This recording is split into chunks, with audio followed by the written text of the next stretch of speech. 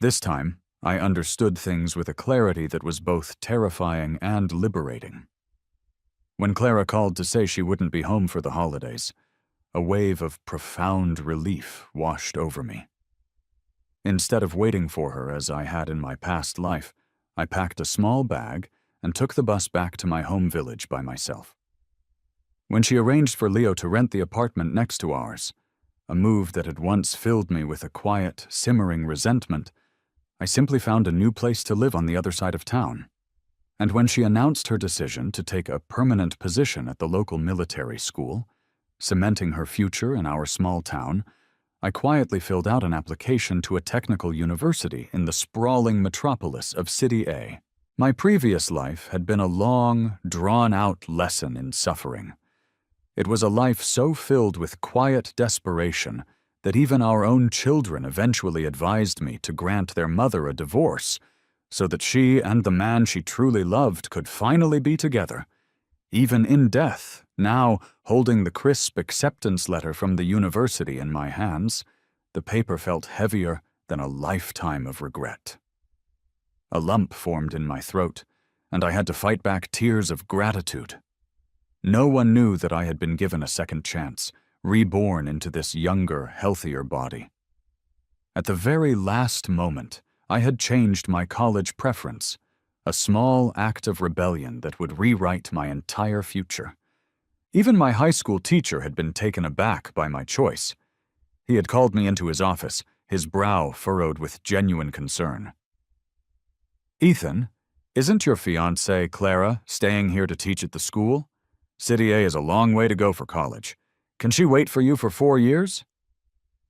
Thinking of Clara, an image of her younger self bloomed in my mind, graceful, elegant, and filled with a burning ambition that I could never match. To everyone who knew us, our relationship was a mismatch. She was the beautiful, accomplished officer at the military academy, and I was just the quiet boy from the village whom she tolerated because of a betrothal arranged by our families when we were children. I was reaching far beyond my station. I offered my teacher a small, genuine smile.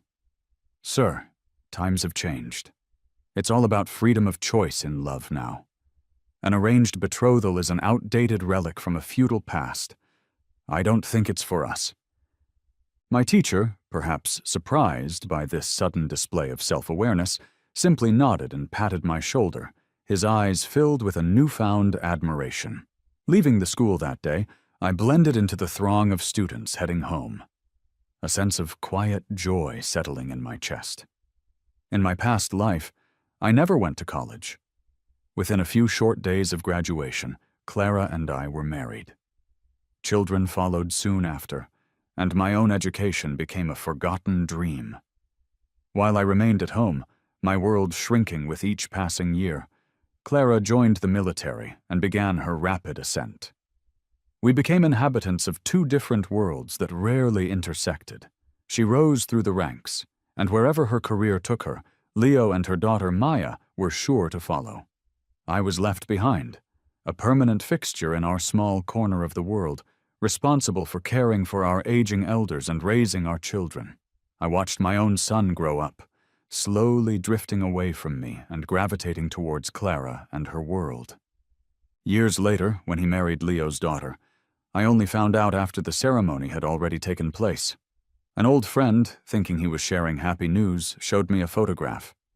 It captured my son respectfully serving tea to his new wife, while in the background, Clara and Leo stood side by side, sharing a look of quiet, knowing contentment. As the years wore on, my son would often bring up the topic of divorce. "Dad," he would say, his voice laced with a pity that cut deeper than any anger.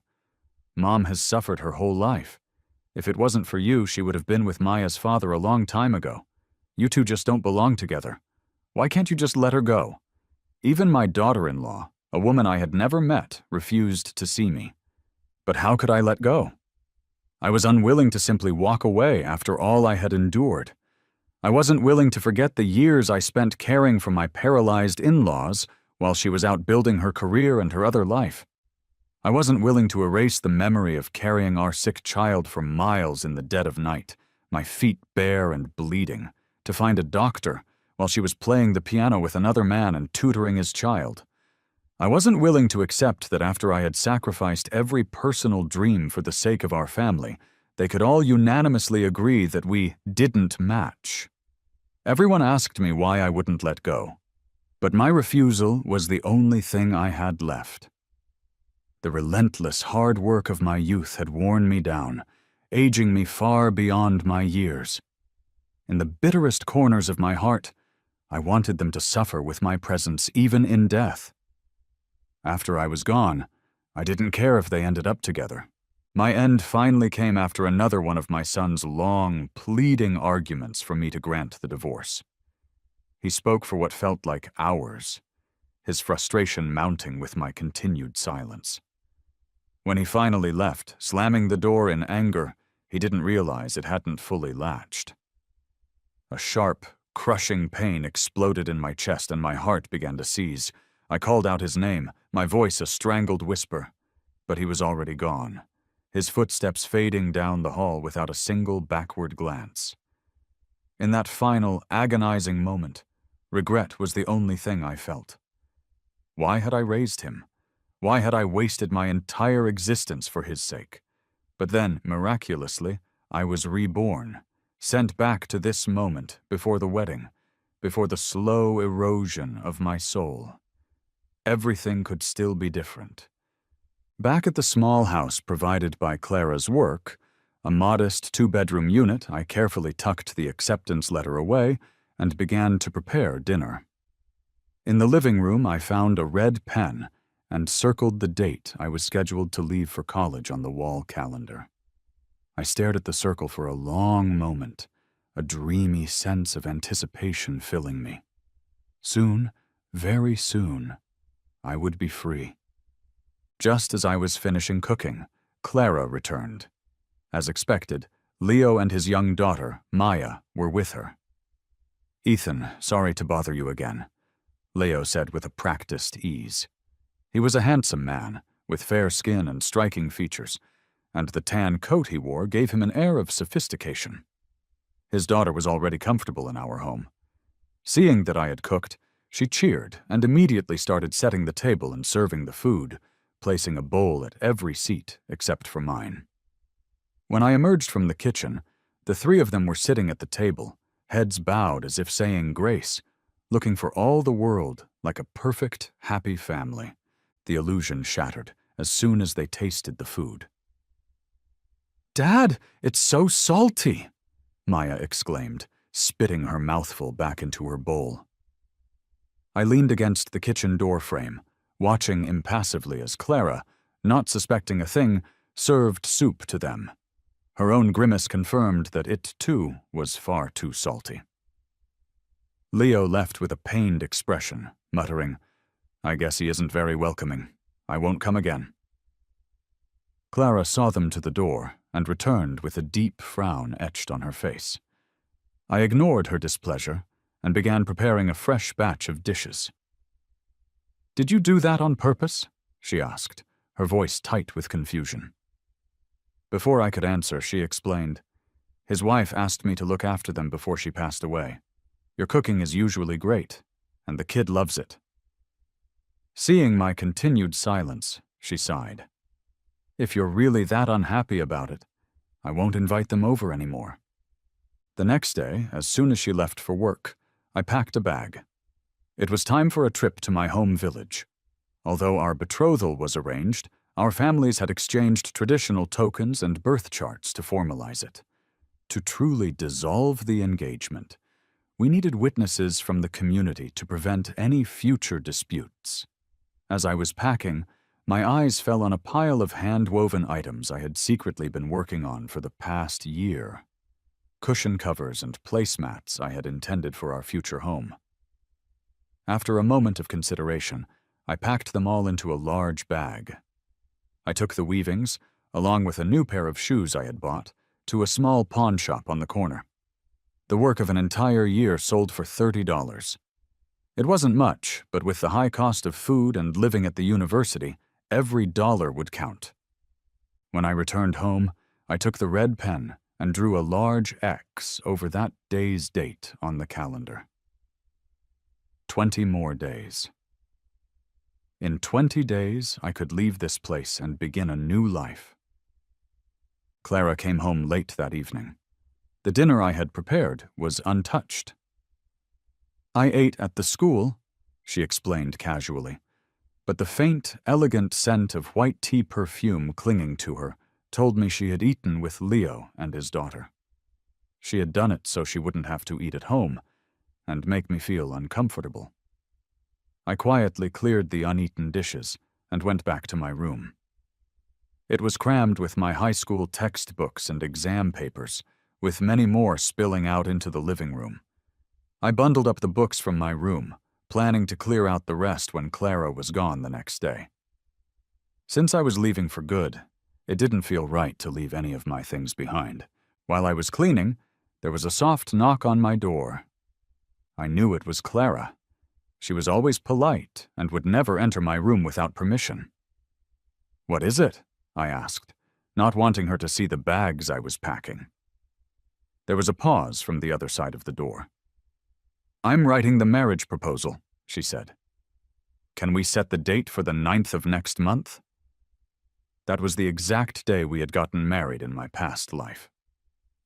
I glanced at my packed luggage and replied casually, "Marriage is a serious matter. I'll go back to the village tomorrow and have the elders check for an auspicious date." A long silence followed before I heard her footsteps retreat down the hall. I leaned against my bed, letting out a breath I didn't realize I'd been holding. Given her position and status, she didn't truly need my family's permission to submit a marriage proposal. My parents had passed away when I was young, and because of our childhood betrothal, her family had taken me in. To everyone in our social circle, I was already considered Clara's husband, and this proposal was merely a formality. She was beautiful, had a prestigious job, and treated me well. It was obvious to everyone, including my past self, that I was completely devoted to her. I owed her family a great deal, but in my previous life, I had spent an entire lifetime repaying that debt. This time, I owed them nothing. This life was for me, and it would be a life without Clara. The next morning, I was surprised to find that Clara had already prepared breakfast, setting out my favorites: fried eggs and 8-treasure porridge. In the 3 years I had been living and studying here, she had rarely done such a thing. I sat down quietly, the only sound in the room the soft clinking of my spoon against the porcelain bowl. "I'll take the day off and go with you," Clara said, her voice breaking the silence. I looked up, startled, and instinctively shook my head. "I'll drive you back," she insisted, frowning slightly. "It's not safe for you to travel alone." I was about to refuse again when a small girl with pink ribbons in her hair burst through the door and ran straight into Clara's arms. "Godmother!" she cried. "Maya, what are you doing here? Where's your dad?" Clara asked, glancing instinctively towards the door. The little girl looked at me before whispering, "Dad says Uncle doesn't like him, so he was scared to come." I looked silently at this child, who, in my past life, had married my son, but had never once appeared in my own. Even at her young age, it was clear she would grow into a beautiful woman. It was no wonder my son had idolized both her and her father, despite the 4-year age difference between them. Clara hurried off with Maya, explaining that Leo wasn't feeling well. She left in such a rush that she didn't say another word to me. I let out a small chuckle. That certainly solved the problem of needing an excuse to go back to the village alone.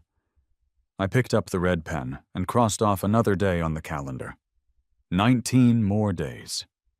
I gathered the remaining books and notes from the living room, tied them into bundles, and sold them to a second-hand shop for $13.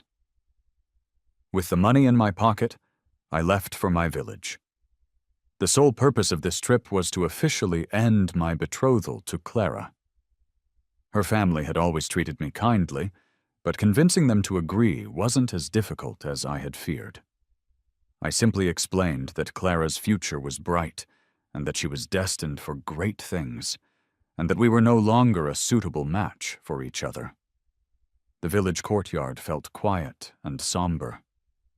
A small fire smoldered nearby, attracting a cloud of mosquitoes.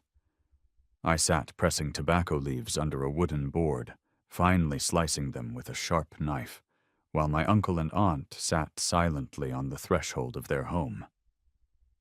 After a long while, they sighed deeply. "Ethan," my aunt said, her voice filled with kindness, "even if she has someone else on her mind, you two have a formal engagement. If she dares to refuse to marry you, I'll go sort her out myself. Your parents asked us to look after you before they passed." Seeing my unwavering silence, they exchanged a frustrated glance. "Why must you be so stubborn?" my uncle finally said. "Let's go to the committee." I followed them without a word.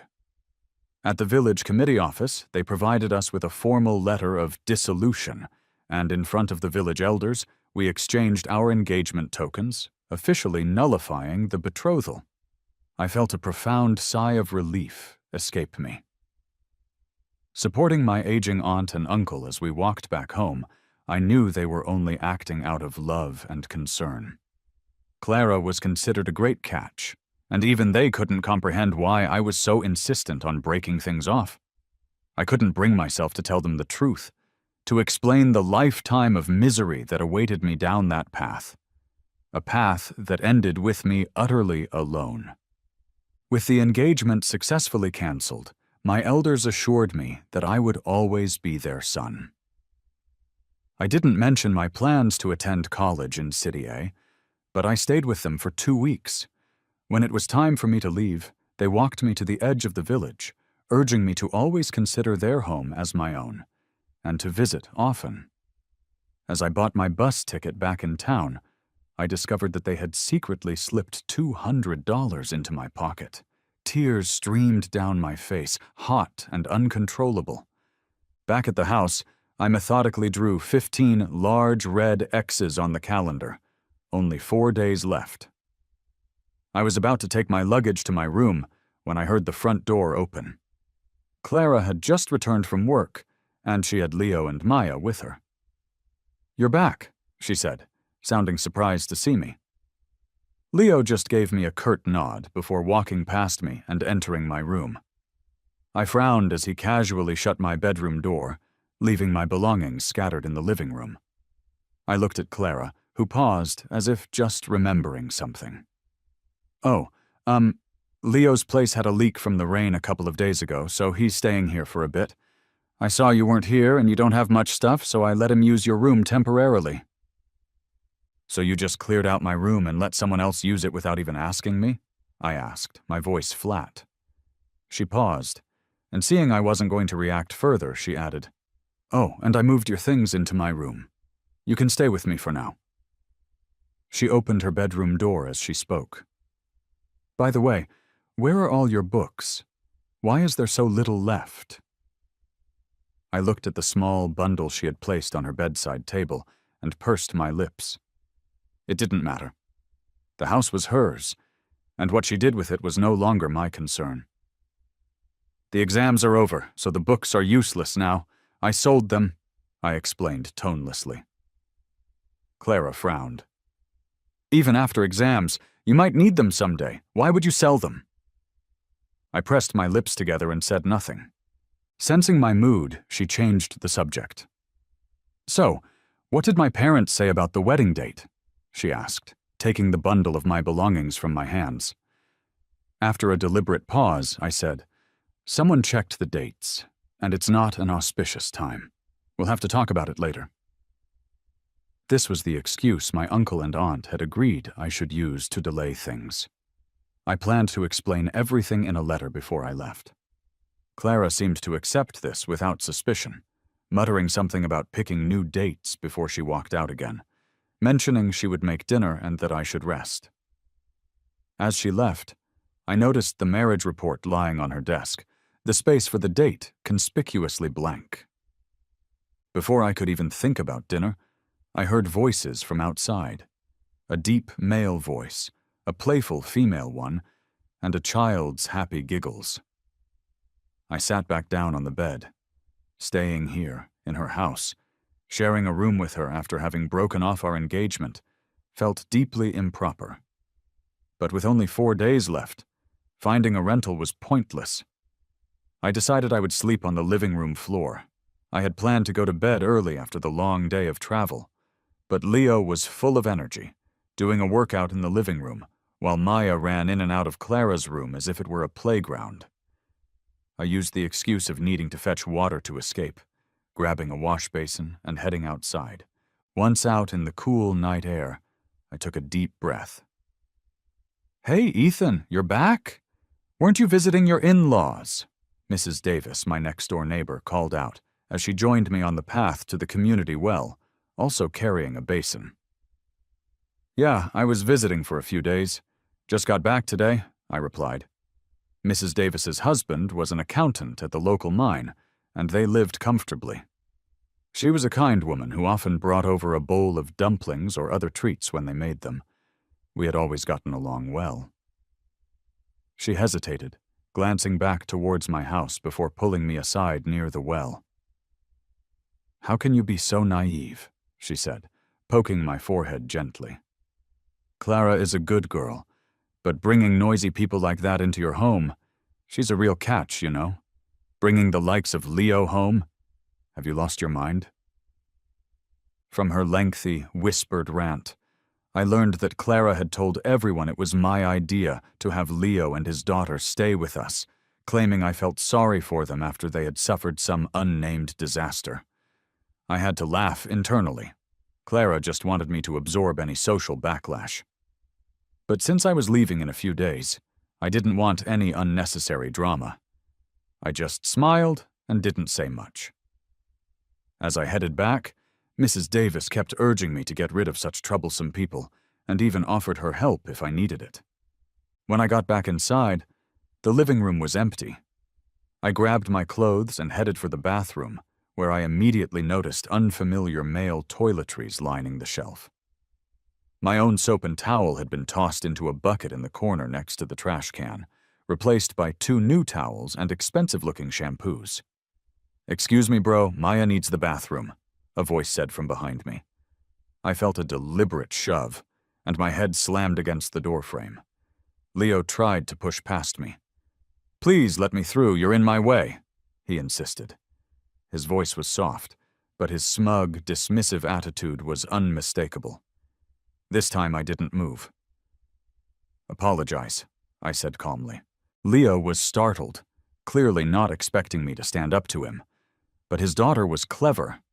Maya, who had never liked me, ran up and shoved me as hard as her small body could manage, bursting into tears. "You're bad! You're bad! You bullied my dad, you meanie!" At the sound of her cries, Clara rushed out. She scooped Maya into her arms, comforting her while scolding me. "What's wrong with you? Maya just needed to pee urgently." She shot me a disapproving look but didn't say more in front of Leo. Instead, she soothed Maya. "Don't cry, sweetie. I'll have him apologize to you, okay?" Carrying the sobbing child back to her room, she promised her candy. Leo gave me a mocking smirk before following them inside.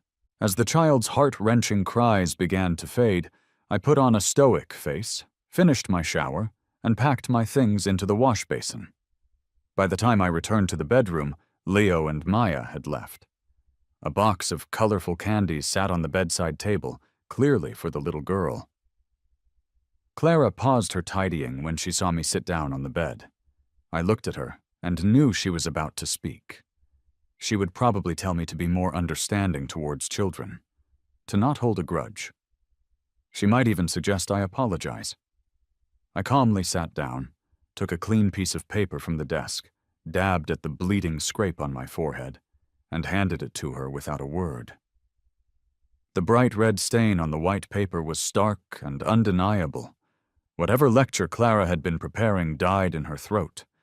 Her face flushed with a mixture of colors, a portrait of profound embarrassment. That night, I grabbed a blanket to sleep on the couch. Wait, Clara stopped me. You can sleep inside. Why go out? She assumed I was still upset about the earlier incident. She sighed and led me back into the room. Maya is just a child, and Leo didn't mean to upset you. You're an adult. Don't be so petty with a kid. You know guests are welcome in our home. I know you don't like Leo, but life hasn't been easy for him, so please don't be so small-minded, I sneered. So you brought them back here and told everyone it was my idea? Clara stopped breathing for a moment. She opened her mouth, but no words came out. I laughed, a cold, humorless sound. See?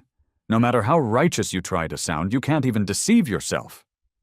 Out of respect for her parents, I had no desire to ruin her career, but my goodwill ended there. That night it was Clara who slept on a mat in the living room. The next morning, I rose early and packed all my remaining belongings, planning to check into a hotel and come back for my luggage later. As I opened the door, I saw Clara had already made breakfast. The moment Maya spotted me, she huffed and pulled the breakfast dishes closer to herself and Leo. Clara emerged from the kitchen carrying a plate of eggs, smiling awkwardly when she saw I was awake. "Come over, I made eggs," she offered. Then she noticed Maya hoarding the food and said sheepishly, "Maya, honey, share some with your uncle, okay?" I ignored them all and walked out the door. The only hotel in town was just a block away. I booked the cheapest room, paying $21 for 3 nights. After securing the room, I bought some dumplings and fried dough from a nearby breakfast stall. But when I returned to the house, I found my neatly packed belongings scattered across the floor. Maya had found my acceptance letter, torn it into pieces, and was happily folding the scraps into paper airplanes on the table. A roar of anger buzzed in my head. "What are you doing?" I yelled, snatching what was left of the letter from her. The sudden movement made her lose her balance and fall off her chair in surprise. Her loud wails brought Leo rushing in from the other room. "What are you doing? Who gave you the right to bully Maya?"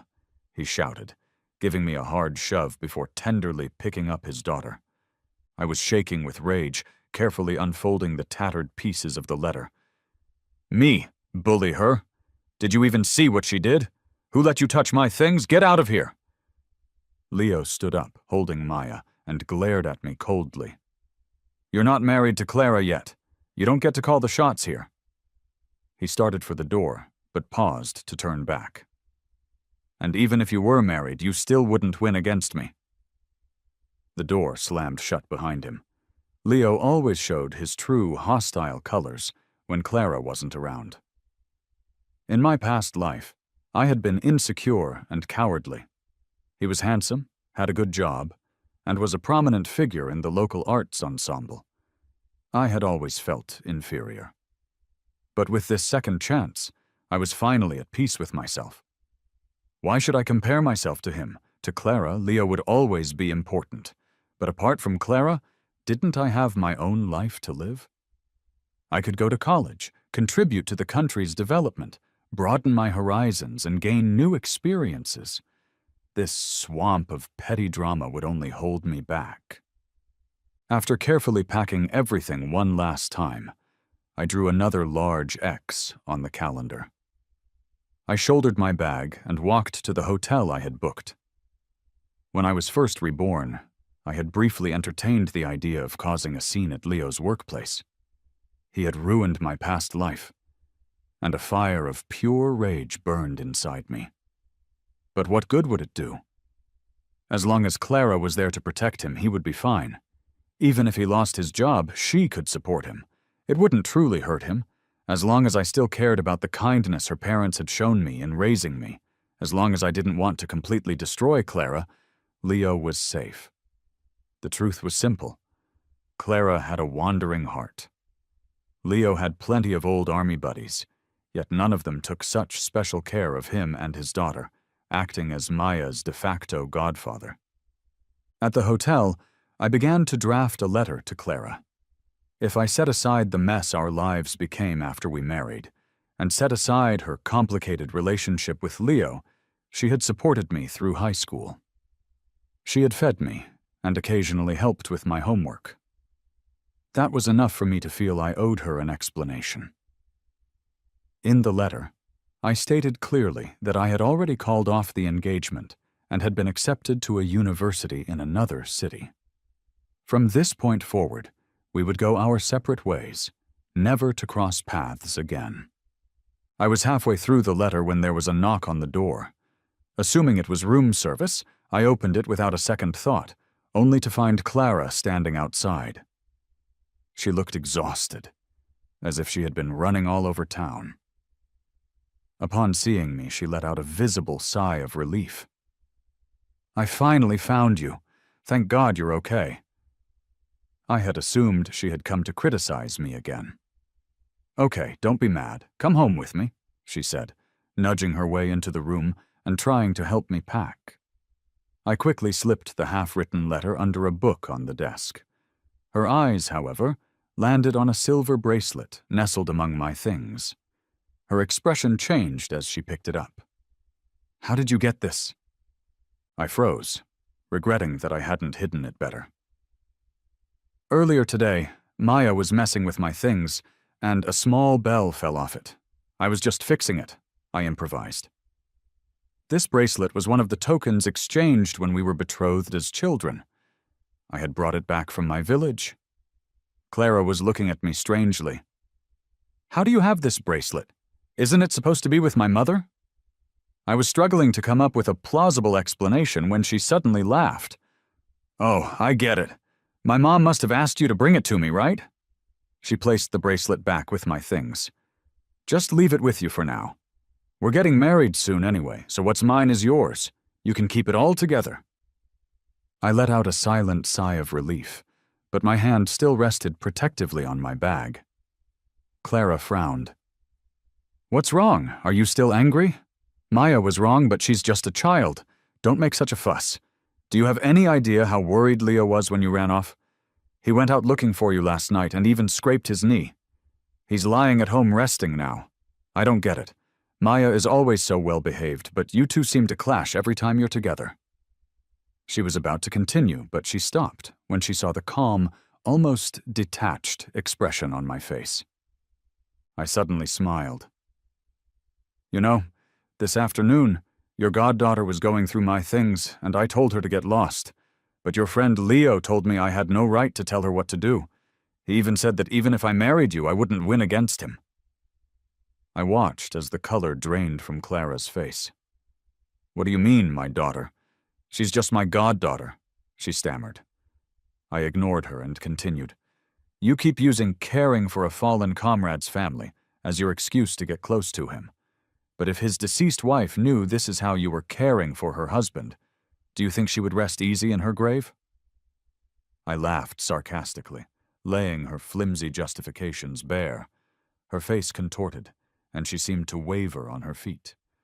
After a long moment, she finally managed to say, "If you're not going back, then just stay here and reflect on your actions. I'll come back for you in a few days." Clara left in a hurry. "I never meant to hurt you," she called over her shoulder. "I'll file the marriage report when I get back."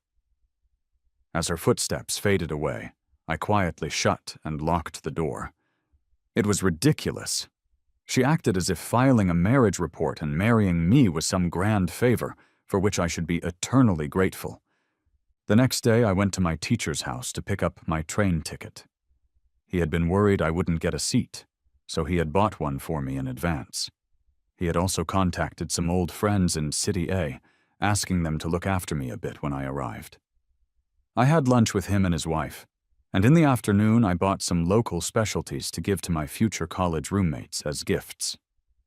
That last night in my hometown, I got into bed early. I thought I would be restless, my mind filled with a whirlwind of emotions. But to my surprise, I fell asleep almost instantly. The next morning, I dropped the letter for Clara at the hotel's front desk, checked out, and headed to the train station with my luggage. The 2-day train ride was long and bumpy, and I drifted in and out of a light sleep. Finally, when the train pulled into City A, I felt an overwhelming sense of relief. I had made it. I completed my enrollment and threw myself into my studies. In my past life, I never had the chance to go to college, so I treasured this opportunity more than anyone could imagine. When I wasn't eating or sleeping, I was either in class or in the library. By the time I received Clara's first letter, school had been in session for 3 months. I wasn't surprised she had found me. A month earlier, my teacher had mentioned that Clara had visited him and learned that I was in City A. In her letter, she wrote that she did not agree to breaking off the engagement, and that in her heart, I was still her husband. She claimed there was nothing between her and Leo and that she knew I didn't like him, so she had sent him away and wouldn't see him again. She said she would wait for me to come back. Tucked inside the letter was $100. I kept the letter, but I didn't reply, and I didn't touch the money. Life at college was financially difficult. Despite earning top grades and receiving a scholarship, I was still struggling to cover my living expenses each month. When my teacher found out, he gave me a stern lecture and then started sending me $50 a month, insisting it was a loan. He even added, cheekily, "Don't worry, my wife knows and fully supports it." For some reason, hearing that, tears just started to flow. In my last life, no matter how hard things got, I had never cried. But now, in the safety of my dorm room, I broke down and sobbed my heart out. My roommates were so startled they all came over to comfort me. After that cathartic cry, I felt even more determined to succeed. Every month, another letter from Clara would arrive, always with another $100 inside. The last letter of the semester said she knew I wouldn't want to come back for the break, so she was coming to City A to spend the new year with me. But she never showed up, and the letters stopped, too. Later, I found out from my teacher what had happened. Clara had married Leo. My teacher wrote that things had gotten messy. She had initially put in a transfer request to a position in City A to be with me, but someone had reported her for having an improper relationship with another man.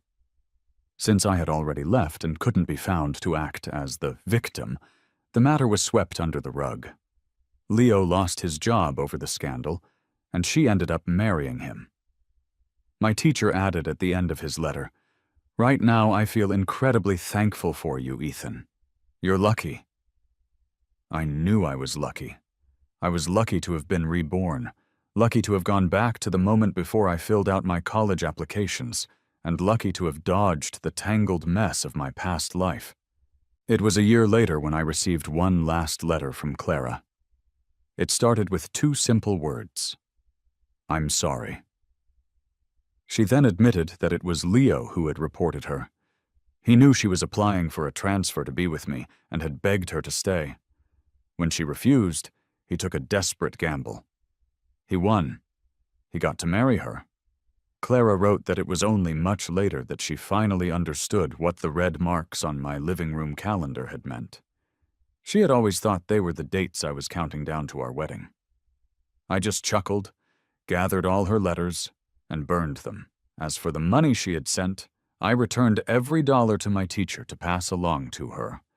2 years later, even before I had officially graduated, I threw myself into large-scale national construction projects. I dedicated my life to my country, never caring when, or if, I would ever return home. Clara's epilogue. I was shocked and furious after Ethan's words at the hotel that day. When I got home, I locked myself in my room for 3 days. I had to admit to myself that I had made a mistake. The mistake was letting my heart wander while I was waiting for him to grow up. In the process of repeatedly helping Leo, my heart had drifted away. Leo was understanding, and Maya's cheerful nature was infectious. I had overlooked the fact that I already had a fiancé. He had done things for me that I was secretly ashamed of. After 3 days of reflection, I knew I couldn't live without Ethan. I went back to the hotel, but it was too late. He was gone. He had just left me. I asked everyone, but no one knew where he had gone. Finally, his teacher told me he had gone to City A to study. I was devastated. I thought about the silver bracelet that shouldn't have been in his bag, and a terrible realization dawned on me. I rushed to his village, but his family coldly informed me that the engagement had been officially dissolved.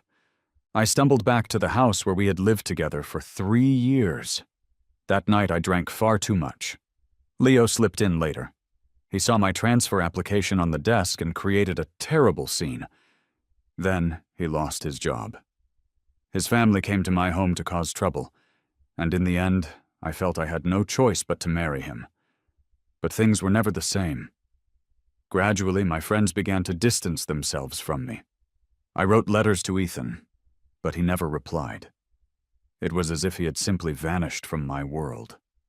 After we were married, Leo kept a close watch on me. He became prone to fits of drama and jealousy. My parents didn't like him either, and constantly compared him unfavorably to Ethan. Justin seemed to change, becoming hysterical and neurotic. Whenever an opportunity for a transfer or promotion came up for me, he would ruin it by making a public scene, accusing me of wanting to abandon him to find my ex-fiancée. Every time, all I could do was smile bitterly. In my heart, I knew that Ethan probably found the very idea of seeing me again disgusting. As tightly as Leo held on to me, I was already nothing to Ethan. Eventually, while my friends and colleagues got promoted, I remained stuck in the same position. Leo started calling me a failure. We only ever had Maya for a child. When Maya grew up, she didn't marry well. Her husband was abusive, unfaithful, and a compulsive gambler. Leo worried about her constantly, but refused to let her get a divorce. After every fight with her husband, they would both take their frustrations out on me, telling me how useless I was and questioning why Leo had ever married me. Maya resented me too, blaming me for not having a higher position that could have supported her or protected her. I had no words to defend myself. Later, after a failed attempt to run away, Maya was brought back and brutally beaten by her husband. I was older by then and powerless to help her. In the end, Maya took her own life, leaving behind a 6-year-old son. We lost our daughter and were left to raise our grandchild. Looking at Maya's child, I can't help but remember a different young face, one that used to look at me with nothing but pure, unconditional love. I often wonder if only I hadn't gotten involved with Leo. If I had married Ethan as planned, would our lives have been different? But when exactly did I manage to lose him? I can't even remember the specific moment. Looking back on my life, it feels just as pointless and empty as his must have been in the life he chose to escape.